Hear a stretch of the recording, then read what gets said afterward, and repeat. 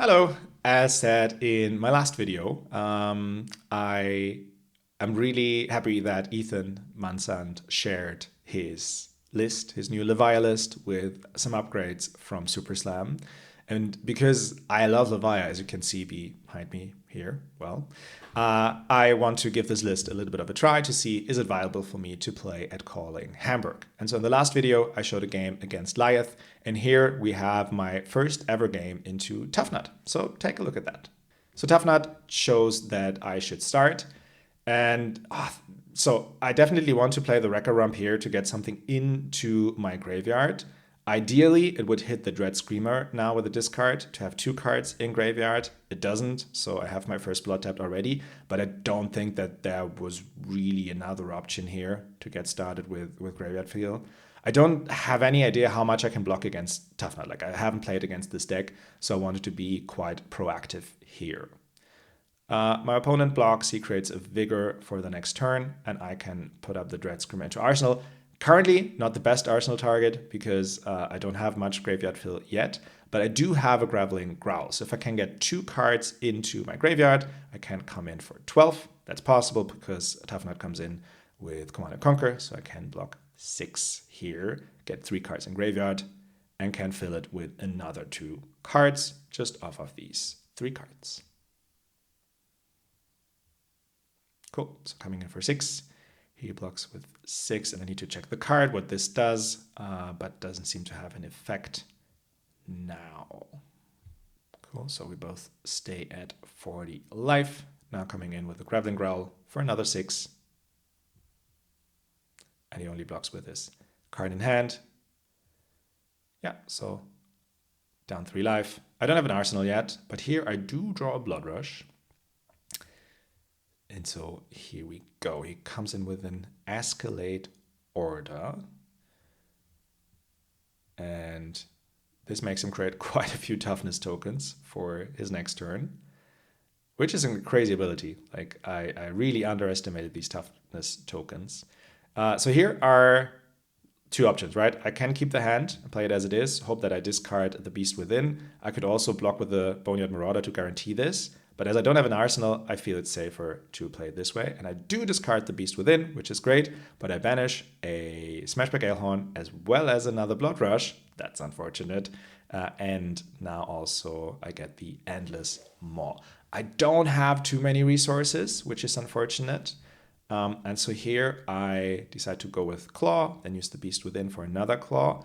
And then here I could go either pitch the Endless Maw into the Boneyard Marauder, for 8, or use both cards to come in with a swing big for 10. As I have already banished and I don't have any go again set up, I do elect here to play the swing big for 10 to put some more pressure on my opponent. Here he blocks with a swing big for 7 thanks to the toughness tokens and his Savage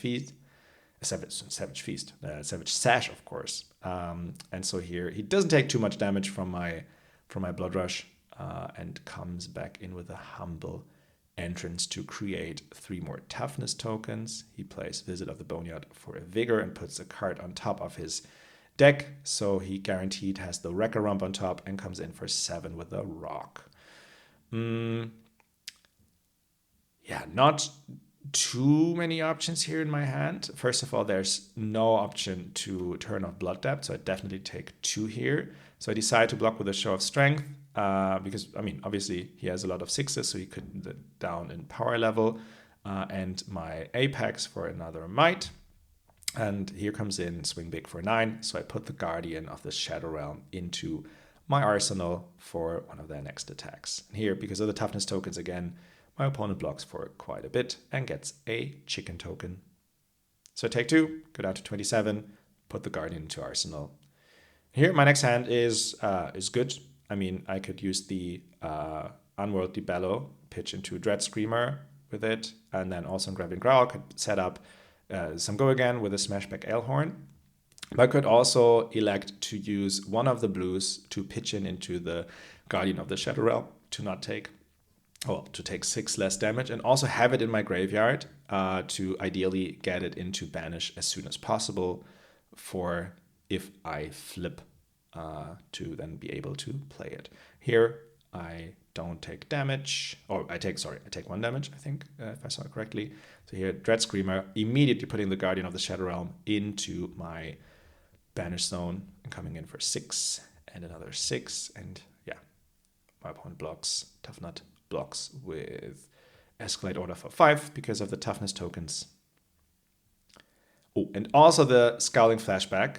I mean, it's a heads-up play what I want to play, right? I have 1 resource, so he must know that I have a Grappling Growl or anything similar in my hand. But it's okay. The Scowling Flashback now is gone, and I can put the Grappling Growl into my arsenal for one of my next turns. And here I do get an Agile Windup for Go Again, but the thing is, I don't have anything to turn off Blood Depth off, except for the Deadwood Rumbler, which I need 3 resources for, and I need to make sure that I banish, or I discard a 6 for me to be able to then get a 6 into my banish zone. So he plays the Numbskull, and now the Tuffnut ability to come in with Rock for 7. So I take one of the 3 blocks to only take 4, and now use the other 2 cards to come in for 6 with a Deadwood Rumbler, hoping a bit that I discard a 6. And I do discard an Endless Maw, so that allows me to put a card into banish. I choose the Dread Screamer, as I want to have as many Go Again attacks in my banish zone as possible. And just with 1 card and the toughness tokens, he can block for 6. All right, so this is already a very grindy matchup, it seems. So here, he comes in with a Command and Conquer. There aren't that many options right now to play the Grappling Growl, but at the same time, I don't necessarily want to lose it here. And with my hand, I can play the Call to the Grave to get a Beast Within into banish and draw another card to see what we draw here. I could have probably also just blocked with Boneyard Marauder, Apex, and the Call to the Grave, and then used the Tear Limb from Limb to play Unworldly Bellow into the Grappling Growl. That would have probably been the better line here. But here I choose to play the Tear Limb from Limb. I have a Boneyard, and I have the Call to the Grave. So I decide to play the Boneyard Marauder for 12 and also crack the Hooves here, even though I didn't block with it. That was definitely a mistake on my end, so probably should just block with it much, much earlier. And here, the good thing is my opponent does not have the option to use the ability of Disarm, so I do keep my Grappling Growl in my arsenal, and I can come in for another 6 using the Call to the Grave. So it goes down to 18. And he discards a Wind Up the Crowd for a Toughness and a Vigor. So probably it's rock time again. Ooh, but lucky me, he only gets a red, I think. But unfortunately, he has a swing back in arsenal. So 2 resources are enough. My hand is unfortunate in the sense that I do not really have a lot to pitch here. So I decide to only block 3 here, to play the swing big next turn and then flip into Blasmophet, Levia Consumed. Because I do have quite a few good cards in my banish. Not completely ideal. I think there's only 1 or 2 Go Again attacks in there right now. But yeah, I mean, because of all the blockiness of Tuffnut and also me having the Guardian of the Shadow Realm in banish already, I do feel okay flipping here. And so I come in with a swing big for 8. But my opponent blocks for 8 with just 2 cards.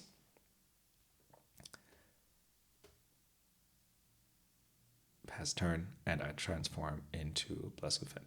Yeah, banishing a Blood Rush, quite a few good cards, but I mean, it's at 8, so I had to banish 5 cards here, I think. Quite a bit. So he plays another Numbskull, and now uses the Tuffnut ability to come in with a rock. I need to check what I have here. So I do have a Dread Screamer. I have the Guardian of the Shadow Realm. So I want to get rid of that ASAP, save some life, but also get one less blood depth, so that it banishes a few less cards.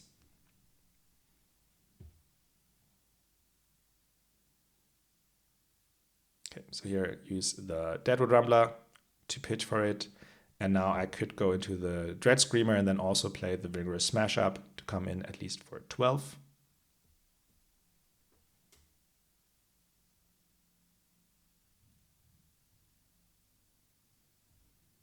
I mean, I haven't seen too many go again attacks yet. So there are hopefully somewhere in my deck. And that's a little bit what I hope for, right? To chain a few of the attacks together. And maybe even see, yeah, some other options for go again. So here, Vigorous Smash Up for another 6. Gives me all of his cards, probably knows that he needs to block out in order for me to die, or yeah, well, don't have any deck anymore at one point. So unfortunately, an Agile Windup is banished, but I do draw a Smashback Elehorn. And so here, luckily, my opponent only gets a red, so doesn't have enough resources for rock. So I can play the Smashback Elehorn for setup for next turn. And now, yeah, use the attack with the biggest bang here probably, which is Endless Maw. Pitching 2 cards into it and putting up the Red Ring Beast Hulk in Arsenal for my next turn with Go Again. All right, so here he blocks 6, taking 3 down to 13, 1 card in hand. No, 1 card discarded for a toughness and a vigor, so probably rock turn next turn. So Red Ring Beast Hulk into Arsenal. Oh, and here I do have a Doomsday. I'm currently only at 5 blood depth, but if I banish from Withering Beasthawk, that would allow me to, ideally go up to 6 blood depth and then play Doomsday before the Blasmophet trigger resolves. Oh, by the way, I just noticed that Talishar is displaying Levia Redeemed here. Interesting. So rock comes in for 8. I elect to block with a smash with the Scalding Flashback. To not get too low against him here. And I probably never get much use out of the effect anyway. So here I start with a Withering Beasthawk. Probably should have played the Smashback Elehorn before to have the option to get rid of it. Ready? But here I need to now start triggering the Levia. Now I can play the Doomsday. And Blasmophet is on board. So this comes now in for 7. Dominate. He has 2 toughness tokens, so there's a good option for him to block this quite easily. Here blocking for 5. Taking only 2, going down to 11. Now I'll play the Smashback, I guess, and then use the last floating resource for the Graveling Growl I have in Banish. And setting up the other Graveling Growl arsenal. The reason I play the Graveling Growl here and not use Blasmophet is that I only have 11 cards left in deck, and 1 less blood depth means 1 less card banished face down. So ideally 1 more card for me to use in this endgame state. Cool. And here I do draw a Dread Screamer. I have a Go Again attack with the agility anyway, and my opponent attacks the Blasmophet. And given I have 2 blues, I do have the option to, chain 3 attacks together. The thing is, I do have quite a few non-6s in my graveyard, so I need to, be a bit lucky with hitting this. Here, it banishes 3 6s, so the likelihood of me missing is definitely increasing. So here, 10 Go Again, and I definitely want to close the chain afterwards to have the Endless Maw in graveyard as well to increase the likelihood of me banishing it and at least 1 6. So here now, Dread Screamer, pitching the Deadwood Rumbler. And luckily I hit 3 6s again, so there can't be much more 6s in my graveyard. But here, coming in for 6, he blocks for 6. But that means there's nothing left for Tuffnut to do against the Graveling Growl. And so we win this game against Tuffnut. Awesome. I find Tuffnut really interesting. It's really interesting gameplay, how much a hero can block with just 3 cards in hand. But here, I was lucky. I was able to chain a few attacks together now here my last turn and really use the power of Blasmophet Levia Consumed. So yeah, fun game, and I will continue exploring the new Levia list from Ethan. Thanks for taking the time, and see you in the next video. Bye-bye.